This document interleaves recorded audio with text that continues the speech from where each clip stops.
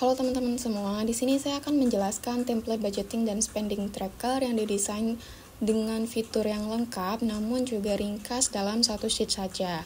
Oke, kita langsung saja. Di sini ada fitur monthly budget yang di sini kita bisa mengatur bulannya, bulan apa dan juga tahunnya. Jadi kita bisa menggunakan template ini sampai kapanpun. Kemudian ada tabel cash flow summary. Di cash flow summary ini merupakan rangkuman dari seluruh transaksi, baik itu transaksi pemasukan, pengeluaran, maupun tabungan, saving, dan investment. Nah, di sini di cash flow summary kita bisa melihat total pemasukan maupun pengeluaran yang kita ekspektasikan maupun yang sebenarnya selisihnya, maupun juga ada kolom saldo, yaitu merupakan total saldo dari keseluruhan kantong keuangan yang kita punya saat ini. Nah, di tabel cash flow summary ini kita tidak perlu mengisinya karena ini sudah terekap secara otomatis dari tabel-tabel lain yang sudah kita isi nantinya. Kita lanjut ke tabel berikutnya. Di sini ada saldo pocket by pocket. Nah, di fitur ini kita bisa melihat total keuangan dari masing-masing pocket yang kita punya. Jadi misalnya kita memiliki beberapa kantong keuangan, misalnya memiliki beberapa rekening, uang cash, juga ada beberapa e-wallet seperti ShopeePay, GoPay, Dana, dan lain-lain. Jadi di sini kita bisa melihat saldo ataupun uang kita yang terdapat dari setiap pocket. Nah, fitur ini biasanya jarang ada di template-template keuangan yang lain, dan ini merupakan salah satu spesialnya dari template ini. Jadi misalnya, saldo total kita di cash flow summary tertera 4.600.000 sekian. Tapi kita pengen tahu nih, uang kita cashnya itu ada berapa. Nah, di sini kita bisa lihat. Misalnya kita ubah sendiri cash, terus kita bisa lihat di bagian balance. Di sini kita bisa melihatnya bahwa saldo kita di uang cash kita ada 192.000. Nah, kemudian untuk keterangan-keterangan lainnya, di sini untuk kolom saldo ini merupakan saldo awal dari uang cash kita.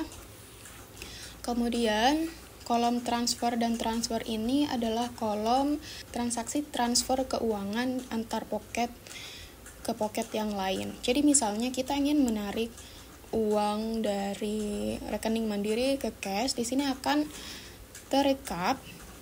Misalnya kita sudah menarik uang cash sebanyak 450.000 di kolom transfer. Kemudian untuk kolom transfer ini adalah banyaknya uang yang kita transfer ke pocket lainnya. Kemudian di kolom expense ini adalah total pengeluaran di setiap pocket. Jadi total pengeluaran yang sudah kita keluarkan untuk uang cash senilai 264.000. Nah, di bagian kolom ini juga sudah terisi otomatis, jadi kalian tidak perlu mengisinya. Nah, di bagian kiri di sini ada kolom untuk melihat total keuangan kita beserta persentasenya. Jadi kalau misalnya di cash flow summary kita hanya bisa melihat angkanya, di sini kita bisa melihat persentasenya berapa. Misalnya uangan atau pengeluaran kita saat ini sudah mencapai 30%. Kemudian ada money save yang ternyata masih 0% dan juga uang yang tersisa, misalnya di sini diinformasikan masih tersisa 70%. Oke, kemudian kita lanjut ke kolom income. Di sini ada 3 jenis kolom income. Di sini saya akan jelaskan satu persatu. Untuk yang paling atas di sini untuk memperkirakan income apa saja yang akan kita terima di bulan tersebut. Jadi kita bisa mengelis daftar income yang sekiranya atau kemungkinan akan kita dapatkan untuk memperkirakan budgeting ke depan. Dan juga di sini terdapat kolom actual income atau income yang sebenarnya yang kita terima di bulan tersebut. Dan kita bisa tahu selisihnya berapa dari yang kita ekspektasikan. Nah, di bawahnya terdapat income transactions. Di sini adalah detail dari pemasukan yang sebenarnya yang kita terima di bulan tersebut. Nah, di sini kita juga bisa memasukkan saldo awal dari setiap pocket yang kita punya sebelum menerima atau melakukan transaksi di bulan itu. Contohnya, kita bisa memasukkan sisa April berapa, kemudian sisa tabungan berapa yang ingin kita tracking juga di bulan itu, dan di sini kita bisa mengatur harinya, tinggal mengklik 2 kali di baris atau di kolom date. Oke. Kemudian di bawahnya terdapat income transfer.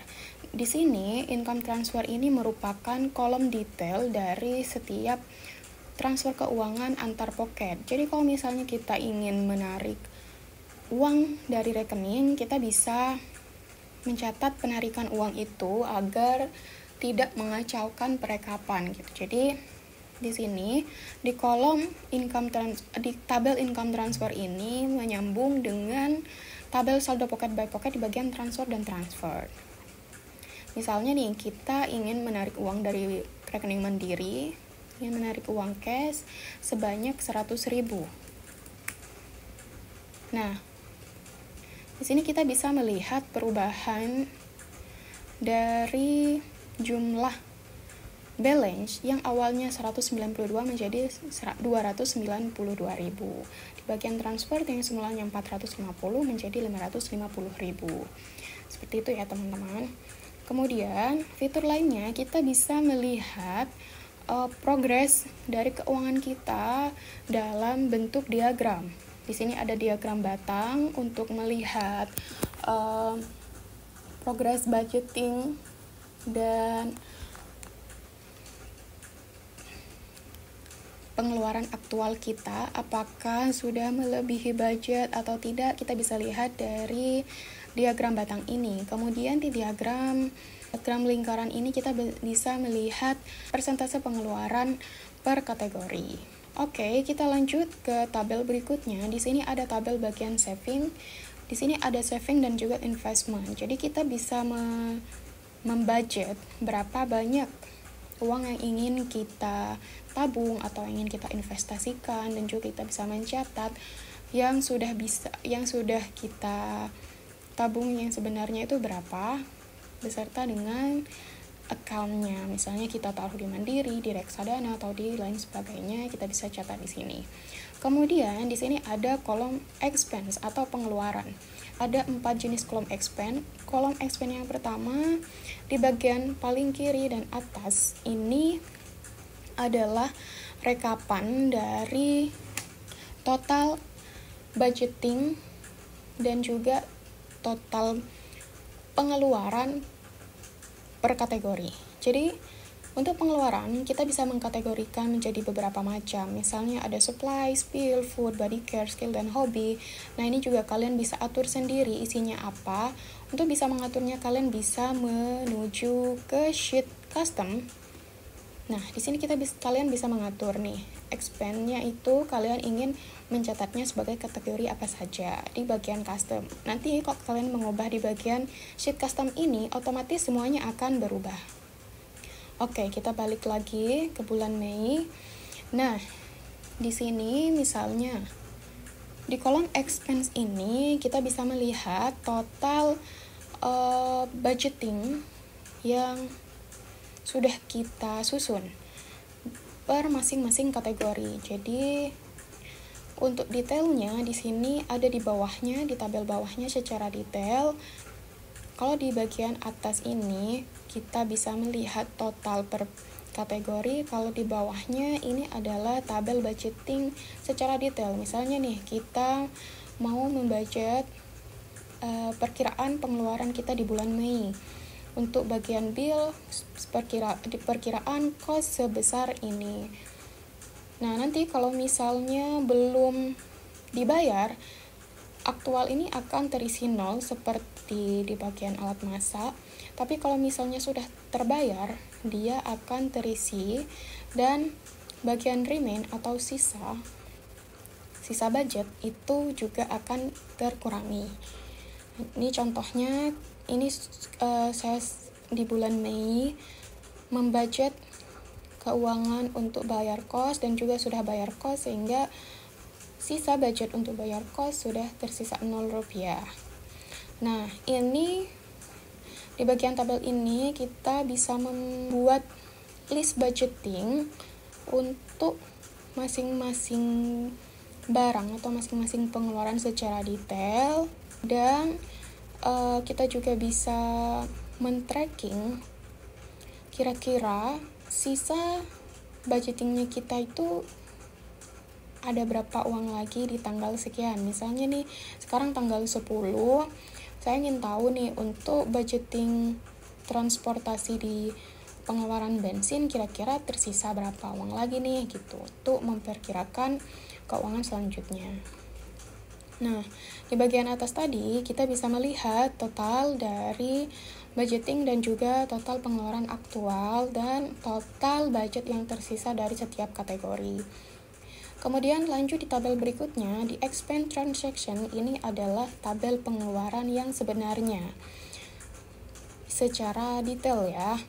Di sini kita bisa lihat mulai dari bulan April, misalnya kita mau membayar sejak bulan April tanggal 30 juga tidak apa-apa. Di sini kita bisa mencatatnya secara detail, baik kategori, payment method. Nah, di sini payment method, di sini juga kita bisa mengatur payment methodnya terdiri dari apa saja. Itu kita bisa atur di bagian custom.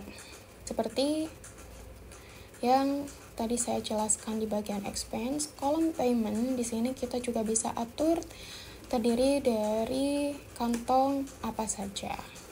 Ini kita contohkan misalnya pengeluaran untuk kos menggunakan rekening mandiri sebesar 1.300.000 sekian. Nah, ketika kita sudah mengisi ini, otomatis di bagian sini akan terisi. Nah, kemudian juga bagian remind akan terkurangi secara otomatis, dan di bagian bill juga akan terisi secara otomatis. Jadi, antara tiga tabel ini saling berhubungan dengan catatan bagian description-nya harus sama. Jadi, kalau misalnya kita mengisi bagian food, lalu kita mengisi sayur. Kita lihat dulu. Di sini untuk budget sayur tersisa 65.000. Kalau misalnya kita buat pengeluaran sayur 10.000, kita lihat di sini sayur yang dari 65.000 menjadi tersisa 55.000, dan di sini pengeluarannya yang tadi hanya 5.000 menjadi 15.000. Begitu pula di bagian rekapan per kategori, di sini bagian food juga akan bertambah. Jadi, bagi tiga tabel ini sangat berhubungan dan akan terekap jika bagian description ini kodenya sama. Kemudian ada kolom hutang. Jadi teman-teman kalau misalnya punya hutang nih, kalian bisa menulis di sini atau hutang maupun pay letter. Misalnya hutang pay letter dengan tagihan sebanyak 100.000. Nah, di bagian kolom P di sini untuk melihat berapa banyak uang yang sudah terbayar. Jadi kalau misalnya terbayar 50.000, di sini kita bisa lihat paid-nya ada 50.000 dan tersisa 50.000. Untuk date kita bisa atur dengan mengklik 2 kali dan itu akan otomatis terisi tanggal sekarang. Kemudian di tabel terakhir terdapat expense pocket by pocket. Jadi di sini kita juga bisa melihat pengeluaran detail, total pengeluaran detail per kategori dari masing-masing pocket atau dari masing-masing kantong keuangan kita. Misalnya kita pengen tahu nih banyaknya uang yang kita keluarkan secara cash itu berapa sih untuk kategori makanan. Misalnya untuk uang cash kita udah menghabiskan sebanyak 15.000 nih untuk makanan, dengan total pengeluaran cash sebanyak 274.000 sampai saat ini. Nah, seperti aja teman-teman. Untuk bisa memakai template ini, jangan lupa untuk membaca sheet bagian readme. Di sini kalian bisa melihat bagaimana cara memakainya dan juga penjelasannya selain dari mendengarkan video ini. Jadi yang perlu kalian lakukan setelah membuka tautan dari link template ini adalah dengan mengklik file, kemudian make a copy. Nah, setelah make a copy dan disimpan di Google Drive kalian, barulah kalian bisa menggunakan hasil salinan tersebut.